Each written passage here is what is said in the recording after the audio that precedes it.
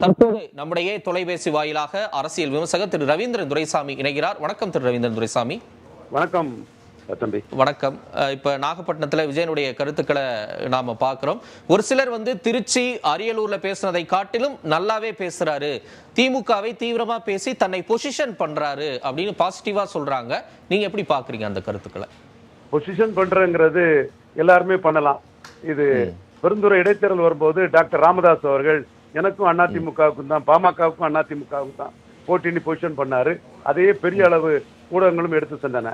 கடைசியில தேர்தல் முடிவு வரும்போது அதிமுக வெற்றி பெற்றது. 2வது மறுமலர்ச்சி திராவிட முன்னேற்ற கழகம், மதிமுக 2வது, அண்ணன் வைகோட வேட்பாளர் 2வது வந்தாரு, 3வது இந்திய கம்யூனிஸ்ட், 4வது காங்கிரஸ் என்ற முடிவு தான் அங்க வந்தது. பொசிஷன் பண்றது ஒருத்தருக்கு உரிமை.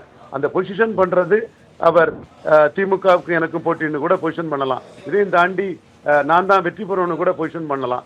எனிவே பொசிஷன் பண்ணக்கூடிய அந்த உயர்வுக்கு அவர் வர்றது பாராட்டுக்குரியது, பாராட்டத்தக்கது. பொசிஷன் பண்றது ஃபேக்டா வரணும், ரிசல்ட்டா வரணும்னு எந்த கட்டாயமும் கிடையாது. இப்ப சீமான் கூட தன்னை பொசிஷன் பண்றாரு. எல்லாருமே பெரியார் கூட நிற்கிறாங்க. அண்ணா இவரு ஸ்டாலின் பெரியார் காலு, விஜய் பெரியார் காலு, எடப்பாடி பெரியார் காலு. இது பெரியார் மண்ணா பெரியாரே மண்ணாங்கிறதான் போட்டின்னு அவரும் பொசிஷன் பண்றாரு.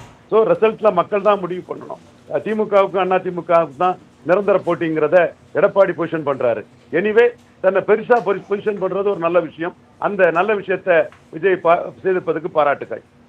இல்ல, இன்னும் கூடுதலா திமுக தன்னை பார்த்து பயப்படுகிறது, பூச்சாண்டி எல்லாம் காட்டாதீங்க, நான் பிரச்சாரம் போகும்போது அவ்வளவு நிபந்தனைகள், அவ்வளவு இடையூறுகள் கொடுக்கறாங்க, ஏன் இவ்வளவு பயம் அப்படிங்கிற வகையில் அவர் தனது கருத்தை முன்வைக்கிறார். அப்ப விஜயை பார்த்து திமுக பயப்படுகிறது, மற்ற கட்சிகளை காட்டிலும் விஜய் பார்த்து பயப்படுதுன்னு அவர் சொல்றாருல, அது எந்த அளவுக்கு சரியான ஒரு கருத்து? அது எப்படி மக்களிடம் சென்று சேரும் நினைக்கிறீங்க?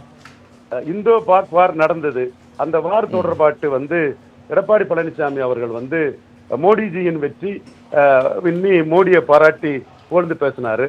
முன்னாள் முதல்வர் ஓபிஎஸ் அவர்கள் அத இந்திய ராணுவத்தின் வெற்றின்னு சொன்னாரு. தமிழக முதல்வர் மு.க. ஸ்டாலின் அவர்கள் அந்த விடயத்துக்கு இந்திய ராணுவத்துக்கு ஆதரவாட்டு ஊர்வலமே நடத்தினாரு. நாம் தமிழர் சீமான் இந்திய ராணுவத்தின் தோல்வி, அது தீவிரவாதிகளை விட்டுக்கிட்டு சாதாரண ஏழை விவசாயிகள் மேல அரசு போர் தொடுக்குது, சிந்து நதி நீரை தடுத்தது தவறுன்னு என்டிஏ கவர்மெண்ட்டுக்கு எதிராக கருத்து சொன்னாரு. தாவேகா தலைவர் விஜய் இதுவரை அதுல ஏதாவது கருத்து சொன்னாரா? அந்த கருத்து சொன்னதுல அவருக்கு என்ன ஒரு அச்சம் இருக்குது? ஏன் இதுல எவாசிவா போறாரு? இப்படி பல பிரச்சனைகள்ல எவாசிவா போகக்கூடிய விஜய் இஷ்யூக்குள்ள வராம இன்னைக்கு மதுரை ஏர்போர்ட்டுக்கு பசும்பன் ஐயா முத்துராமலிங்க தேவர் பேர் வைக்கணும்னு எடப்பாடி சொல்லும் போது நாம் தமிழர் சீமான் பாண்டிய மன்னன் நெடுஞ்செழியன் பேர் வைக்கணும்னு அந்த இஷ்யூக்குள்ள நிற்கிறாரு. ஒரு பாரத ரத்னா வேணும்னு கேட்கும் போது பாரதியாருக்கும் வஉசிக்கு ஏன் பாரத ரத்னா இல்லைன்னு சீமான் டீட்டெயிலா இன்டெப்தா போறாரு. இப்படித்தான் எந்த பாப்புலாரிட்டியும் இல்லாத சீமான் கமலஹாசன் சீமான் கம்பாரிசன்ல உயர்ந்து 8.3% வந்திருக்கிறாரு. விஜய் பொத்தாம் பொதுவாக பேசுகிறார், மொட்டை சாத்தான் குட்டையில் விழுந்தார் என்று பேசுகிறாரே தவிர எந்த இஷ்யூவும் டீப்பா எடுத்து அந்த இஷ்யூக்குள்ள கருத்து சொல்லக்கூடிய தன்மை விஜய் கிட்ட இல்ல. தன்னுடைய பாப்புலாரிட்டியும் கூட்டத்தையும் வச்சுக்கிட்டு தான் ஸ்டாலினுக்கு மாற்று என்ற ஒரு கிளைமை மட்டுமே வச்சுக்கிட்டு போறாரு. இல்ல, திமுக பாஜக மறைமுக உறவு அப்படிங்கிறது இன்னைக்கு அழுத்தமா பேசிட்டு இருக்கிறாரு. தொடர்ந்து அவர் சொல்லக்கூடிய கருத்து தான் இது. எந்த அளவுக்கு ஒரு வாக்கு வங்கியை உருவாக்குவதற்கான வாய்ப்பு இருக்கு? அது மக்கள் எப்படி ஏத்துப்பாங்கன்னு நினைக்கிறீங்க? அதுதான் நான் கேட்டேன், அதுதான் நான் சொன்னேன். இந்திய ராணுவத்துக்கு ஆதரவா ஒரு ஒரு ஊர்வலம் ஒண்ணு ஸ்டாலின் நடத்துறாரு. மோடியின் வெற்றின்னு எடப்பாடி பழனிசாமி சொல்றாரு, ராணுவத்தின் வெற்றின்னு ஓபிஎஸ் சொல்றாரு. இந்த இஷ்யூல உங்களுக்கு கருத்தே இல்லையா? ஒரு நாட்டின் பெரிய பிரச்சனையில உங்களுக்கு கருத்தே இல்லையா? சீமான் இந்தியாவின் தேசிய ஜனநாயக கூட்டணியின் தோல்வின்னு சொல்றாரு, இந்தியாவின் தோல்வின்னு சொல்லல, என்டிஏ அரசின் தோல்வின்னு சொல்றாரு. இதுல உங்களுக்கு கருத்தே சொல்லாம வெறுமனே கிளிப்புள்ள மாதிரி இதே சொல்லிட்டு இருந்தேன்னா மக்கள் என்ன ஏமாளிகளா, விவரம் தெரியாதவர்களா? ஒரே இத கோயபல்ஸ் மாதிரி சொன்னா அது உண்மை ஆகாது. ஸ்டாலினை மதிக்கிறார் மோடி, 22 எம்பி வச்சிருக்கிறாரு. அவருக்கு நாளைக்கு ஒரு பிரச்சனை வந்ததுன்னா இந்திரா காந்தி கலைஞர்கிட்ட வந்த மாதிரி ஸ்டாலின் தான் வந்தாகணும். அதுக்குள்ள ஒரு மரியாதைய திமுக கழகத்துக்கு மோடி கொடுக்கிறாரு. ஏற்கனவே அவங்க கூட்டணியில இருந்தவங்க தான்ங்கிறதும் 100க்கு 100 உண்மை.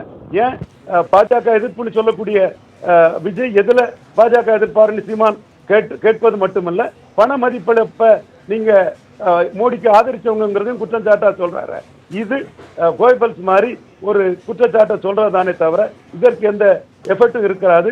ஸ்டாலின் 22 எம்பியோட உயர்ந்த இடத்துல இருக்கனால மோடி மதிக்கிறாரு. மோடியை பொறுத்தளவுல காங்கிரஸ் தான் அவருக்கு எதிரி. காங்கிரஸ் இன்க்ளூசிவ் அலையன்ஸ்ல ஸ்டாலின் இருக்கிறனால தான் எதிரிக்க நண்பன் எதிரிங்கிற மட்டும்தான் பாக்குறாரே தவிர மற்றபடி திமுக மோடிக்கோ பாஜகவுக்கோ எதிரிகள்ங்கிறது எல்லாரும் தெரிஞ்ச ஒரு விஷயம் தான். ஆனா பாஜகவை எதிர்த்து தொடர்ந்து வெற்றி பெற்றிருக்கக்கூடிய ஒரு மு.க. ஸ்டாலின் தான். விஜயகாந்த் இந்த வகையில சோனியா காந்தி அம்மையார்ட்ட கேட்கும் போது சோனியா காந்தி அம்மையாரே சொன்னாங்க, நாங்க வாங்குற சீட்ல உங்களுக்கு கொஞ்சம் சீட்டு தாரேன், நீங்களும் நாமளும் சேர்ந்து திமுக தலைமையில பாஜகவை எதிர்ப்போம், எதிரணி எதிர்ப்போம்னு தான் சொன்னாங்க. அந்த வகையில தான் விஜயோட இந்த கருத்து ஸ்டாலினால தான் திமுக பிஜேபி அணியை தோற்கடிக்க முடியும் என்ற கருத்துக்கு மேலும் வலு சேர்க்கும் மக்கள் மத்தியில் என்று நான் கருதுகிறேன். நன்றி திரு ரவீந்திரன் துரைசாமி, இணைப்பில் வந்து உங்களுடைய கருத்துக்களை பதிவு செய்தமைக்கு.